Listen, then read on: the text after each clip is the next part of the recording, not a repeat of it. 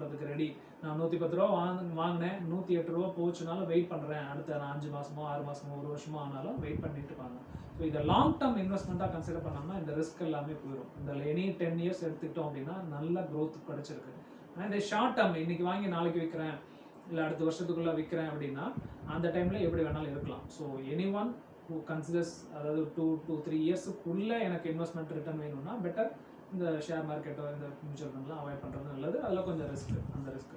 இதே 5 வருஷத்துக்கு மேலே எனக்கு இன்வெஸ்ட்மெண்ட் பண்ணி வச்சுருக்கேன், அதுக்கு தேவையில்லை, அதுக்கப்புறமா தான் எனக்கு தேவைப்படுது அப்படின்னா டெஃபினட்டாக இது வந்து மற்ற எல்லாத்தையும் விட இதில் நல்ல ரிட்டர்ன்ஸ் கொடுக்கும், அதில் இன்வெஸ்ட் பண்ணலாம். அந்த மியூச்சுவல் ஃபண்ட் வந்து another way of investing in shares தான். ஸோ அது டைம் இல்லாதவங்க மியூச்சுவல் ஃபண்ட் மூலியமாகவும் நம்ம இதில் வந்து இன்வெஸ்ட் பண்ணலாம். ஸோ அதனால் இந்த ரிஸ்க்குன்றது இதுதான் ரிஸ்க்கே தவிர நம்ம போட்ட பணம் எல்லாம் போகிறதுக்கு வாய்ப்பு இல்லை. அதுக்கும் சில இது இருக்குது. எப்படின்னா நம்ம இன்னைக்கு 100 ரூபாய்க்கு வாங்குகிறோம்,